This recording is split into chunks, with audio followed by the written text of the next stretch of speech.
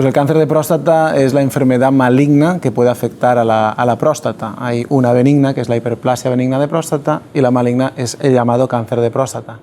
Y los factores de riesgo más conocidos para el cáncer de próstata son principalmente la edad. De hecho, si en los estudios clásicos dicen que si hiciésemos una autopsia a todos los hombres de más de 80 años, el 80% tendría un cáncer de próstata, aunque no fuese significativo. Después, otro factor importante es el genético. También es muy clásico decir que si tienes un familiar de primer grado, que quiere decir un hermano o un padre con cáncer de próstata, tienes el doble de probabilidades de tenerlo. Factores dietéticos cada vez están ganando más peso como causa, como puede ser pues, una obesidad, un colesterol alto, lo que llamamos síndrome metabólico, con lo cual ahí puede jugar un papel el tipo de dieta que hagamos. Y por último, los pacientes o los hombres afroamericanos tienen más probabilidad, el doble, que los hombres asiáticos o caucásicos. Pues es una muy buena pregunta, porque síntomas tempranos de cáncer de próstata no hay. Y de ahí está la idea y la razón para hacer el chequeo, el screening, el cribaje, que después explicaremos cómo se hace. El screening o el chequeo, la ITV, que llamamos a veces coloquialmente con los pacientes, es precisamente para ver la salud prostática global, tanto la benigna, la hiperplasia, que da síntomas, como la maligna, el cáncer de próstata, que no los da. Como no los da, a partir de los 50 años es recomendable hacer una analítica de sangre con un marcador que se llama PSA, que nos puede ayudar a la sospecha de un posible cáncer de próstata y a partir de investigar un poco más con una resonancia e incluso, si es necesario, hacer una biopsia de próstata. Pues como hemos dicho anteriormente, síntomas compartidos podríamos decir que casi ninguno, por no decir ninguno. La diferencia entre el cáncer de próstata y la hiperplasia benigna de próstata es la malignidad del cáncer de próstata, cáncer, y la benignidad de la hiperplasia benigna de próstata, que es crecimiento normal de la próstata que tienen todos los hombres desde los 20 años hasta el día que nos morimos. Ese crecimiento de la próstata benigno hace que, como el tubo de la orina, la uretra, que va de la vejiga al pene, pasa por en medio de la próstata, puede dar problemas de obstrucción, de chorro, de frecuencia, y estos son los síntomas que muchas veces se confunden con el cáncer de próstata.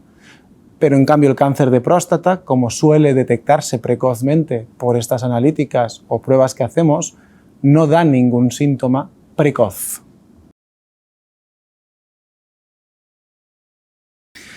Pues los tratamientos para la hiperplasia benigna de próstata son muchísimos hoy en día. Sí que hay dos grandes grupos y es en función del impacto que tengan los síntomas de esta enfermedad benigna a la hora de orinar,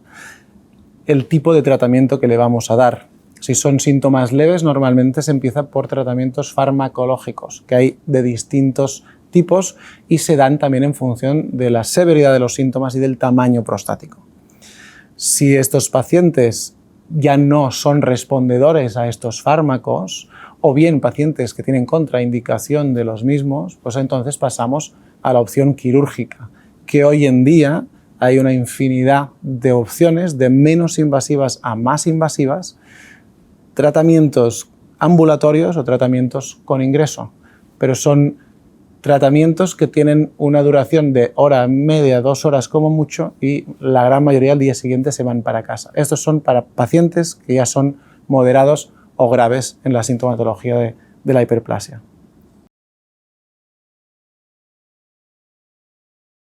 Pues como decíamos, hablar sobre salud prostática entre hombres o con tu médico es importante, sobre todo para que te pueda ayudar en los síntomas de la hiperplasia benigna de próstata para orinar mejor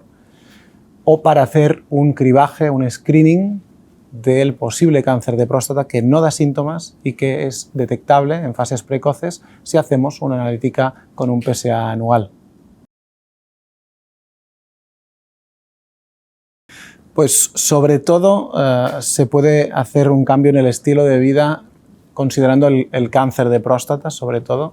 porque el crecimiento de la próstata benigno ya hemos dicho que es invariable y que nos pasará a todos, aunque siempre se pueda hacer alguna cosa en cuanto al manejo de líquidos para orinar menos cantidad. Pero en el cáncer de próstata sí que hay bastantes estudios que respaldan la opción de una dieta sana, con baja carga de proteína de origen animal y baja carga de grasas, para intentar disminuir ese posible síndrome metabólico que hace más probable tener un cáncer de próstata.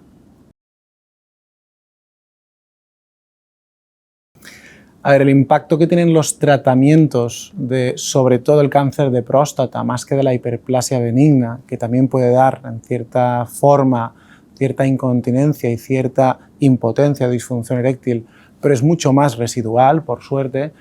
El impacto fundamental son los tratamientos para el cáncer de próstata, sobre todo la cirugía, sea por robot, laparoscópica o ya se hace menos abierta, o sea la radioterapia o otros tratamientos pueden tener impacto en la incontinencia después de estos tratamientos y en la función eréctil después de la cirugía, sobre todo. Pues los tratamientos para la disfunción eréctil después de un tratamiento para el cáncer de próstata, sobre todo hablamos de cirugía y en cierta medida de radioterapia, se parecen mucho a los tratamientos para un hombre que tiene disfunción eréctil sin que tenga una cirugía previa. Es verdad que estos pacientes ya suelen tener una edad más avanzada, son 50, 60, 70 años, cuando tratamos pacientes con cáncer de próstata que ya tenían probablemente un problema de erección leve, que después de un tratamiento como una cirugía, pues la severidad de la función eréctil posterior es mucho más difícil de manejar con fármacos. Se puede, pero muchos de ellos ya tenemos que saltar escalones de tratamiento farmacológico e incluso llegar a una prótesis de pene porque han acumulado factores previos a la cirugía y la cirugía ha sido la última en añadirse.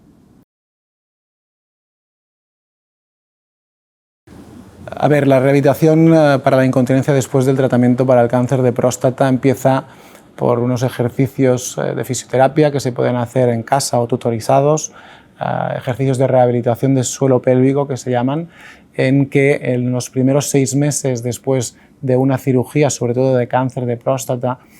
si tenemos esa incontinencia, hace que recuperemos más rápido esa continencia. Si pasados unos 6 meses, hoy en día, seguimos con pérdidas y no hemos recuperado a pesar de esos tratamientos, hay técnicas quirúrgicas de menos agresivas a un poco más agresivas que solucionan prácticamente todos los casos refractarios a la rehabilitación del suelo pélvico. Las revisiones ITV, chequeo prostático, la recomendación de las guías europeas y son recomendaciones, es hacer un chequeo anual que consiste en ir al urólogo una vez al año, explicarle si tiene síntomas relacionados con la micción, sobre todo, y hacer una analítica con un PSA para el posible cáncer de próstata que no da síntomas. Pues que lo primero, los cirujanos que nos dedicamos a cáncer de próstata y a la vez también nos dedicamos a andrología, siempre decimos que las prioridades son claras. Con alguien que tiene un cáncer de próstata, lo primero es curarlo, después intentar que quede continente y después intentar optimizar la función eréctil. Para todas estas etapas, comenzando por una detección precoz del cáncer de próstata que nos permite hacer un tratamiento quirúrgico con radioterapia curativo, lanzarles el mensaje de que es así, que tiene una alta tasa de curación y que después la vida sigue y tenemos que intentar que sea curado con buena calidad de vida. Y eso pasa por tener una buena continencia, que si no se logra con rehabilitación, se puede lograr con cirugías relativamente poco invasivas. Y lo mismo con la impotencia o la disfunción eréctil. Si no se resuelve con fármacos, no esperemos muchos años a consultar porque cuanto antes empecemos, más podemos conseguir en menos tiempo y si vemos enseguida que es refractario a tratamientos médicos, farmacológicos, siempre se puede llegar a poner una prótesis de pene que tiene un alto índice de satisfacción.